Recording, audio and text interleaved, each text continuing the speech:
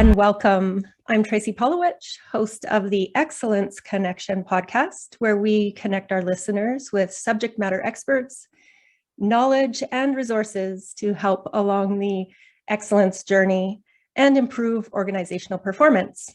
Today, I have Sasja Chomos with me. Sasja is a specialist in organizational culture, leadership, coaching and development, and employee engagement. She is President, Culture of Service and Leadership at Dynamic Achievement, a Vancouver-based consulting firm. Welcome to the show, Sasja. Thank you so much for having me. Pleasure to be here. I'm very happy that you were able to join. And today we're going to talk a bit about what does organizational culture have to do with performance? So before we get started, can you give our listeners a brief introduction and a bit about your background, please? Sure, happy to. You've sort of said currently what my role is as president of Dynamic Achievement, which, as you mentioned, is a consulting firm based out of Vancouver, focusing on organizational culture and mindset. And I'll get into what I mean by that later on. But really with the goal of how to help people achieve excellence. So in terms of my background and a bit of what led me there, the journey for me actually started in my mid-20s when I first was promoted into a management position. And like almost everyone who gets into a management position, I was placed in it because I was good at my frontline job. And then I discovered I knew nothing about this thing called management and absolutely nothing about this thing called leadership. So I got really curious. First, it was about me. How could I be a better leader? How could I learn what this actually looked like? And then, as that journey expanded over the next few years as well, it became about how do I help others? Because I could see so many other, it could be new leaders, but certainly even well-established leaders struggling with how do I manage these, the people and drive results and try to keep all of these balls juggled in the air at the same time. So that really led to an entire career in terms of how do I help others grow into leaders as well. That's so interesting. You mentioned, I think it happens often where people are very good at their jobs and then they get promoted to, more and more leadership responsibilities. But I also think that a leader isn't always defined by a role necessarily. Correct. And you can definitely be a not. really good leader and not be in that role of a manager or that kind of position, right? Yeah. So at your firm, Dynamic Achievement, you work with organizations to create a foundation of mindset and culture. Can you explain that and why it's important? Yeah, absolutely. And a lot of people in the field will recognize, organizational culture. Sure, lots of people talk about organizational culture, and it is important because culture is fundamentally the essence of who we are and how we do things around here. So it's often intangible in the sense that people might have a hard time pinning down exactly what is our culture, how would you describe it? But one thing I know for sure is that people can always talk about how culture makes them feel. Do I feel respected here? Do I feel valued? Do I feel this is a place where we innovate, or is it a place where we stagnate? And so culture is the thing that actually impacts us the most. And what some organizations don't realize, thankfully more are switched on to it, but a number of them don't realize, it impacts your people, which means it impacts your results. Now, the big distinction in my work and what we do at Dynamic Achievement is this thing called mindset. Because what mindset is to the individual is what culture is to the organization. So when we talk about creating culture, who we are and how we do things around here, I don't really believe we can do that as effectively if we're also not tapping in individually to who am I and how do I show up. So this mindset piece is really quite critical because fundamentally how I've come to view culture is also it's the collective mindset of a team or a department or an entire organization. And the mindset that we hold determines that the results that we will get. So I'm interested in working with people who want to create excellence, which means you also need to have the mindset that will support the creation of that excellence. I really like that description, the the culture is like the mindset of the organization. So it's all of the players' mindsets combined into one. And that is the overall, that's interesting and insightful. So can we just expand a little bit more on how that mindset and culture relates to the performance and delivering results? I know you've touched on it a little bit. Can we dig a bit deeper around that? Yeah, maybe, for sure. Because maybe if you have examples that you've seen where there's been a demonstration of how that mindset has led to, exceptional results. Yes, exceptional or otherwise, for sure. So one of the things for me, when I would say in my earlier days working in leadership development, I was like most leadership development experts, trainers, etc. I would conduct workshops to help leaders develop skills. Now, granted, skills are necessary. Whether it's how to communicate more effectively, how to be more strategic, how to resolve conflict, how to performance manage, etc. But one of the things I really started noticing was that depending on the person and the mindset they had to begin with, those skills were either, taken and really well implemented, or those skills were taken and they were used in a lot of inappropriate and I would say manipulative ways. So let me give you a couple of examples of how that actually shows up.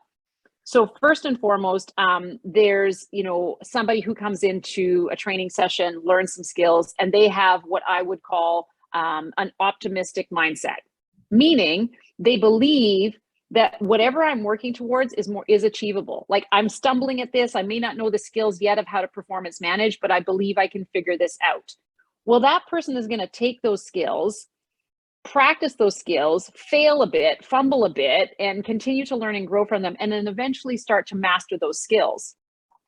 Another person in the same workshop, different mindset, who, for example, might come more from the mindset of fearful, like in fear, for example, which is, I'm not sure, I don't want to hurt their feelings, I'm worried about how this is going to go, I'm worried I'm going to sound stupid. They can take those same skills, practice, but then the first time that it doesn't go well, they stop, right? Or they don't continue to implement, or they don't learn from it, or they get all freaked out about it. And so it doesn't really go anywhere.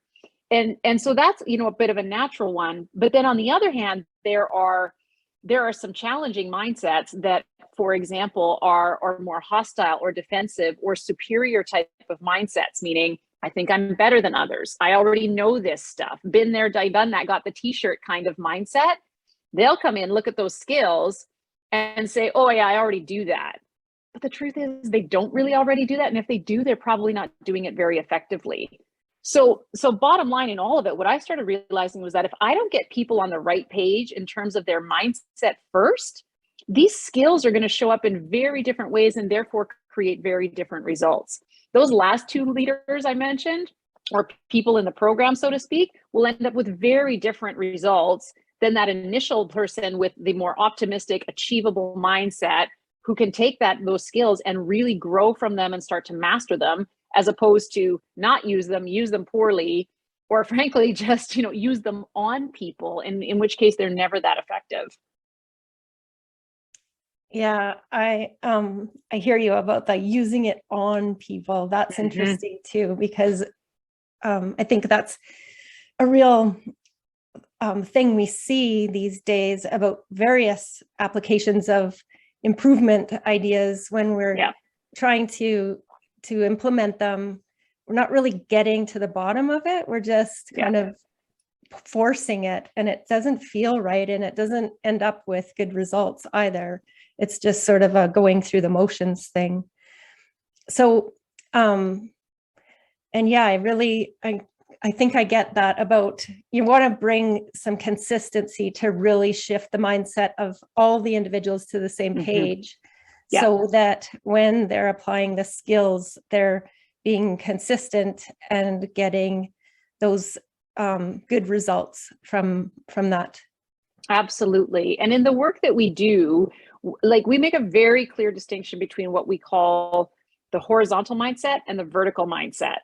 And the horizontal mindset, like those less than stellar, participants I described earlier, the horizontal mindset is driven by fear and greed. Now, we can all relate to that on some level. We all have fears that hold us back, right? We don't speak up when we know we probably should, or we do something out of fear. We become defensive and protect ourselves, or we feel the need to, to armor ourselves up, so to speak. And greed is also another one. And it's not just what we might think of in terms of greed, like I'm hungry for more money or a promotion or status, that or control. It can also show up in really interesting ways, like I feel the need for validation. I'm craving affirmation and acceptance, or even, I'm stuck on, I wish things were like they were in the past, or I wish things could be like how I want them to be in the future. And all those are all forms of greed that keep us out of being able to perform at a high level. So that's the horizontal mindset. And so hence where I might show up with fear around something, I show up with superiority, I can show up in a victim type of mindset where I just think, oh, this is all happening to me and I'm just going to complain and blame and point fingers. So that's the horizontal mindset. And as you can imagine, just from what I've described, it doesn't create great outcomes. It just tends to create a lot more inaction or, misalignment. It creates disconnection and alienation with others. And this is where we see people who cannot lead effectively in any way, shape, or form. On the other side of that, though, is what we call the vertical mindset. And the vertical mindset at its essence is about creation. Because as human beings, we are all here on this earth to create. I mean, we come from an act of procreation, right? And that's our whole lives. Like we create our interests, we create a style and a way that we live, we create our interests, our hobbies, eventually a career and a path and a family of our own. So when we are at our best as human beings, we are coming from this place of wanting to create and also wanting to create for the greater good. The horizontal mindset is that what's in it for me type of mentality. The vertical mindset is in how does this help benefit a greater number of people? Even if that's just one other person, it's still about something outside of yourself. And so when we make a very clear distinction of those two mindsets, which we all have, by the way, but we each have a tendency of where do we spend more time? Do we spend more time operating from a horizontal perspective or from a vertical mindset? And depending on that answer, that will determine how you're showing up as a leader, and therefore, once again, the type of results and outcomes that you're achieving, not only personally, but what you're creating with your entire team.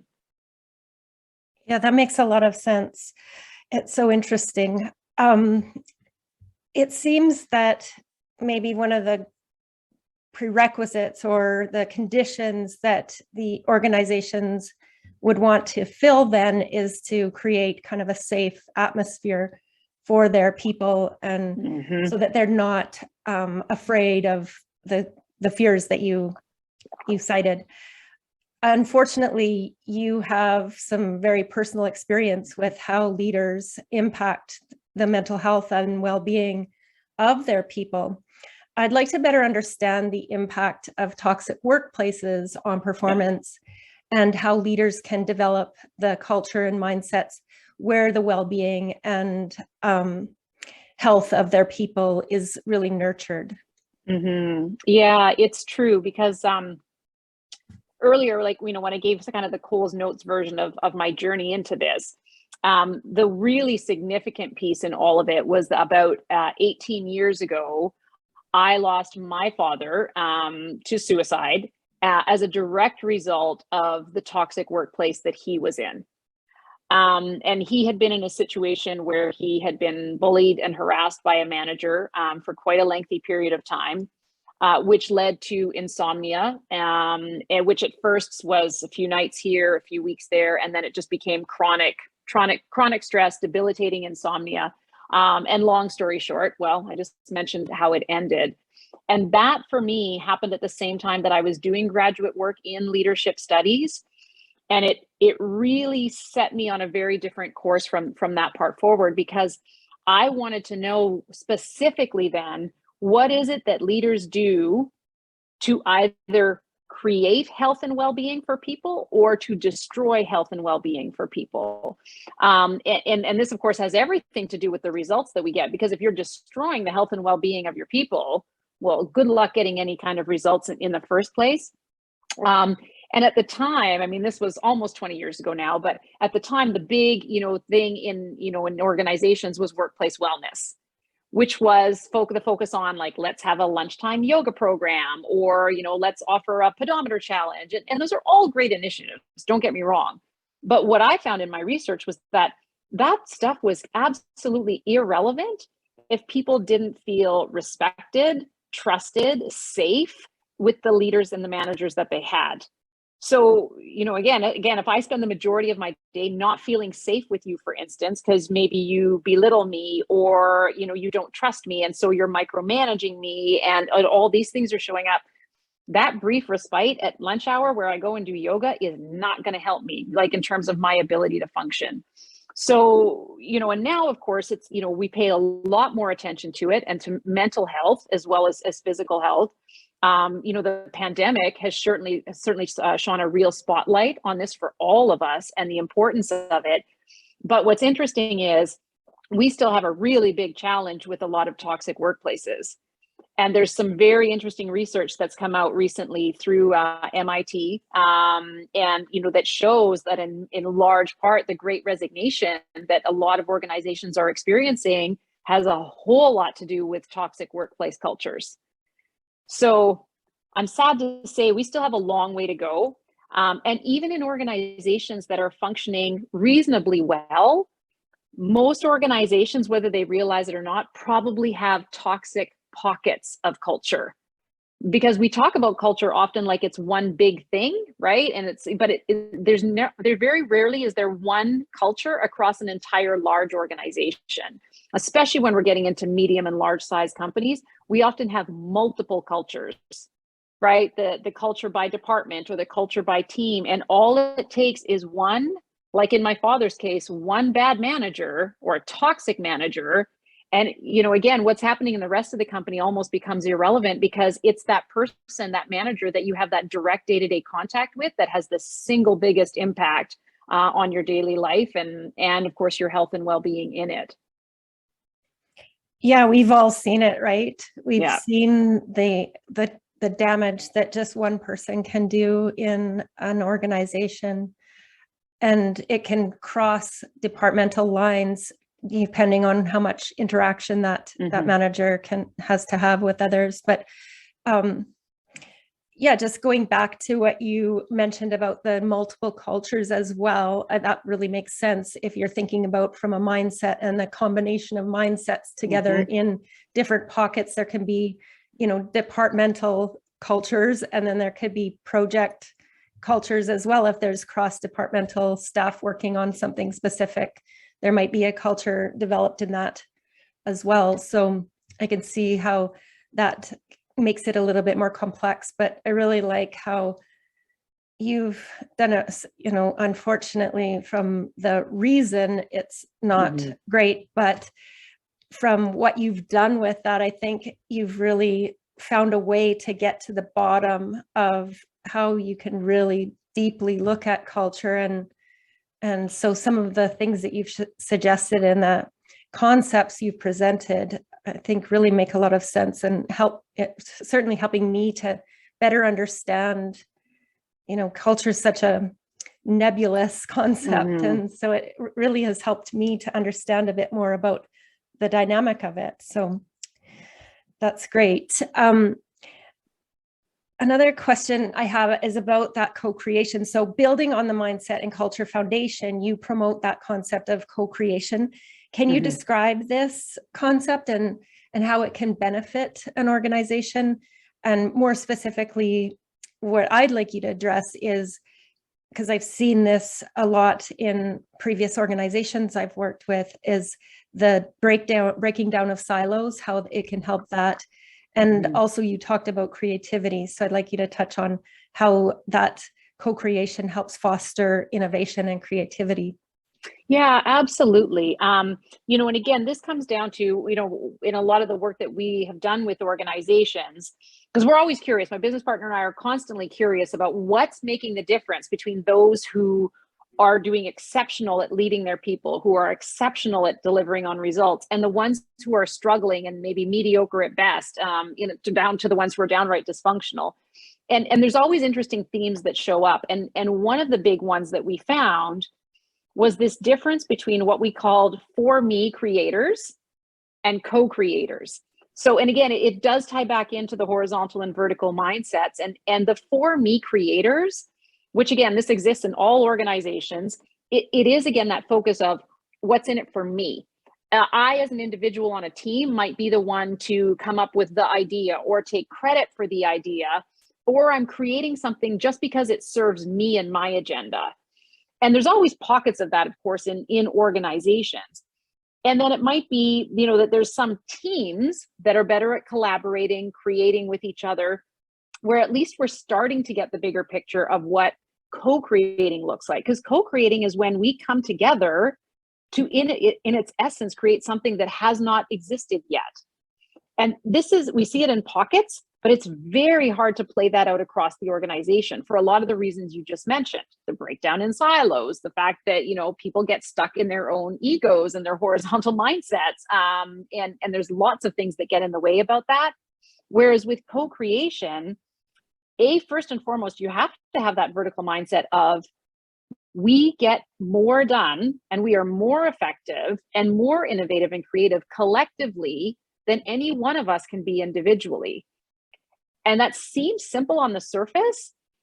That's not how a lot of the human mind tends to want to operate, though. The human mind tends to get very focused on what's in it for me about this. And so it is a real shift. But once that shift happens, the transformation that happens in teams itself is incredible. But we can also apply that work across teams, right? And that means we also have to get innovative about how we bring people together. If there are a lot of departmental silos, well, then we need to look at what's the structure that's been created that's also reinforcing those silos. If you have more cross-departmental teams, for example, who might be working on project or initiatives, et cetera, and you help teach those groups the mindset and the skills to co-create, you start seeing something very, very different. So, again, there's a lot of factors at play because environment matters, structure matters, the context matters.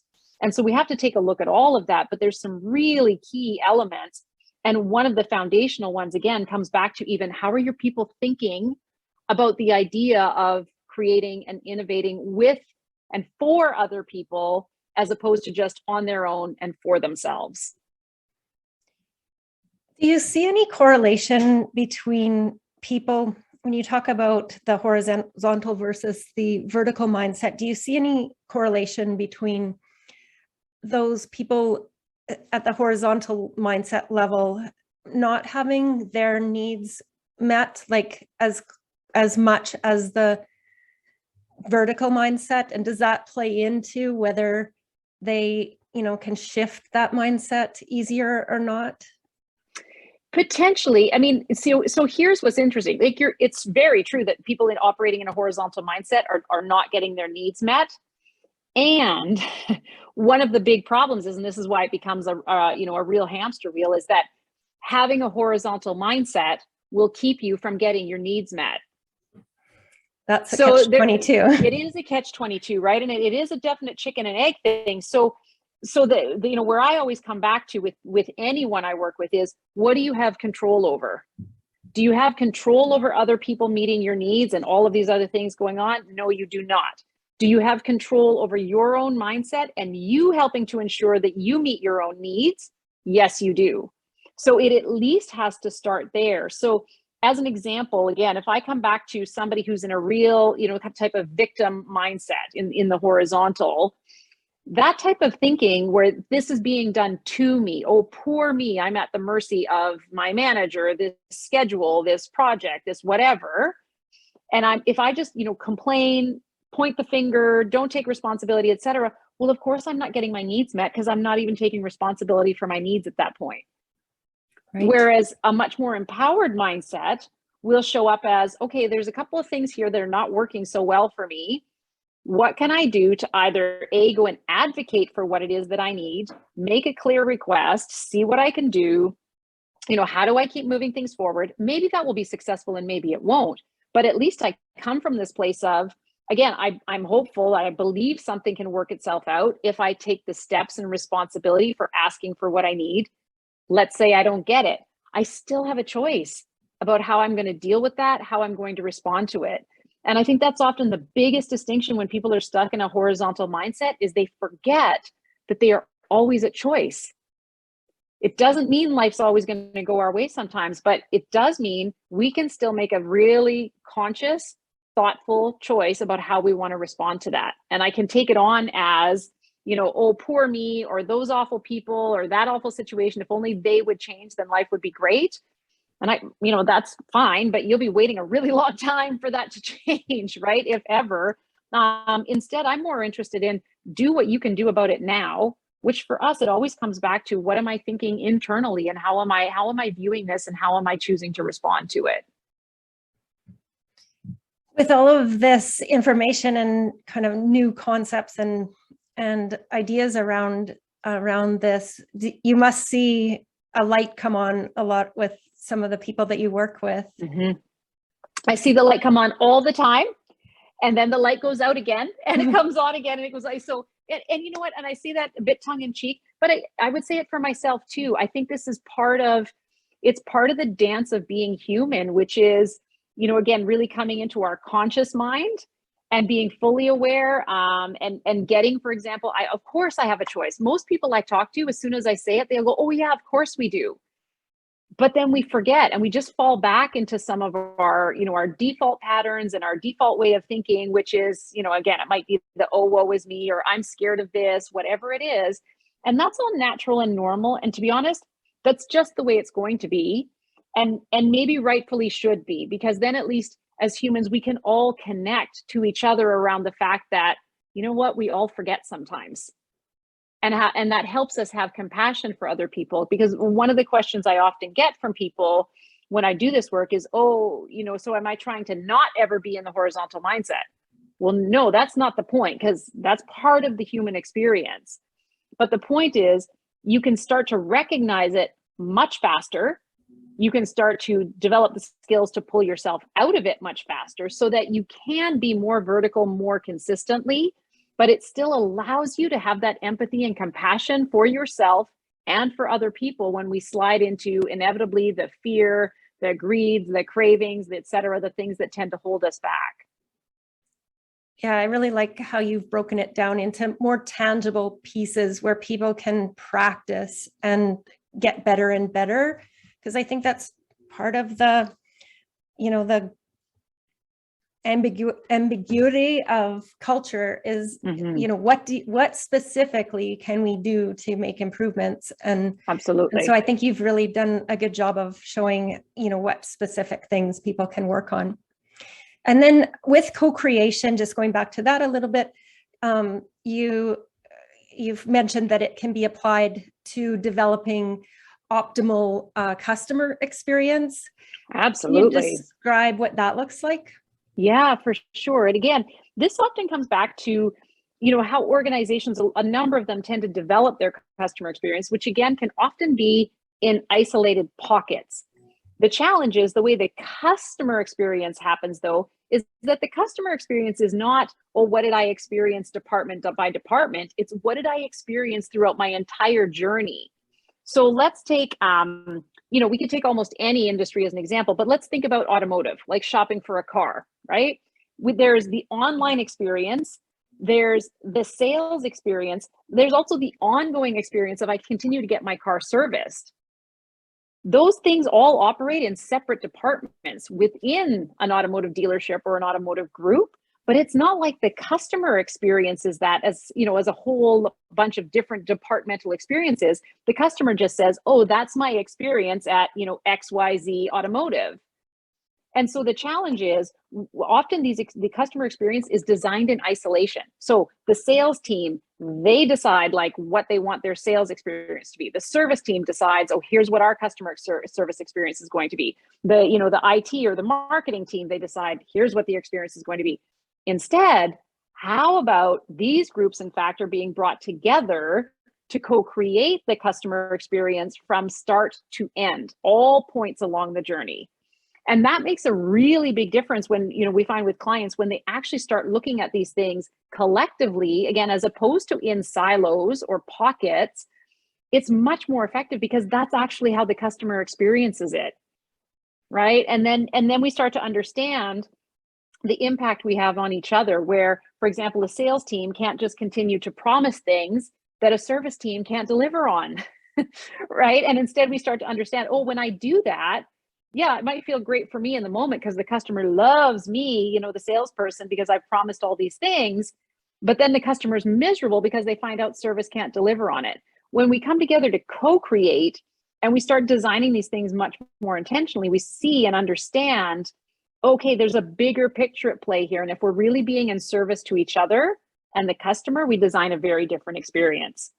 So it absolutely helps to take that idea of how do we create collectively to create, something better for the customer or whoever it is we're serving. It takes it to the whole next level. Absolutely. That's a great example. And I really like that, you can bring everybody together, and it's really demonstrating that interrelatedness and interconnectedness, which we talk about in the organizational excellence framework as the organization as a system as a whole. And that really applies there. And I could see that same sort of mentality of bringing people together to look at something from a different perspective than departmental perspective could really help to break down the silos and get people focused on something that's bigger than just them or their department, right? Yeah, absolutely. Interesting. This has been great. I really appreciate you sharing all of your keys and knowledge around this topic. One last question before we close off today, I like to ask all my guests is, how do you remain in the growth zone? What do you do to deepen your own growth mindset? Yeah, well, it's funny you say that, because for me, and I love the growth mindset work from Carol Dweck. Vertical mindset, to me, is like beyond growth mindset. So I'm going to tweak your question just a little, because for me, my growth mindset exists in how do I continue to deepen my vertical mindset? Because vertical mindset it includes growth mindset, and then it's also about that interconnectedness with others, and it's about having a sense of meaning and purpose. So there's a few layers to it. So to answer your question now in that context, what I do to deepen that is I actually continue to check in on those three things every day. How am I growing? What am I learning? How am I connecting with others, and how am I doing in terms of serving others? So for me, it's the clients that I support, the organizations, my coaching clients as an executive coach. And then it's also about, am I living my purpose today? Which for me, my purpose is very much about helping to create organizations where people can thrive, right? And those healthy workplaces. So I continue to check in on those things and on a daily basis. And where I feel I'm faltering in one, on any given day, it just informs me of, okay, what am I learning for the next day? And so that for me is always the question, because I don't think we can guarantee anything in this life except that we will always continue to learn something. That's fantastic, Sasja. Thank you so much again for joining me. And where can people find more information about dynamic achievement and the topics that we've discussed today? Yeah, for sure. Well, dynamicachievement.com is our website. You can also find me on LinkedIn. I do quite a bit of writing there on LinkedIn. Dynamic Achievement, as you can find it on LinkedIn as well. More active there than any other social media platform. So I would say for sure that's the best place to find us. And yeah, on our website, we also have a Culture of Excellence scorecard. So if anyone's interested from an organization, even just to do a quick pulse check, it only takes like a minute or two to complete. And it just gives you a sense of where are you at in terms of your organization and creating that culture of excellence. And then we're happy to talk with anyone about that scorecard. It's a complimentary 30-minute call. Happy to talk through anyone about to anyone about the results that they've got and what we see as their potential opportunities. Awesome. Thank you. Thank you so much. It was great to Yeah. have you. Thanks so much, Tracy. It was a pleasure to be here. All right. Take care. Bye-bye.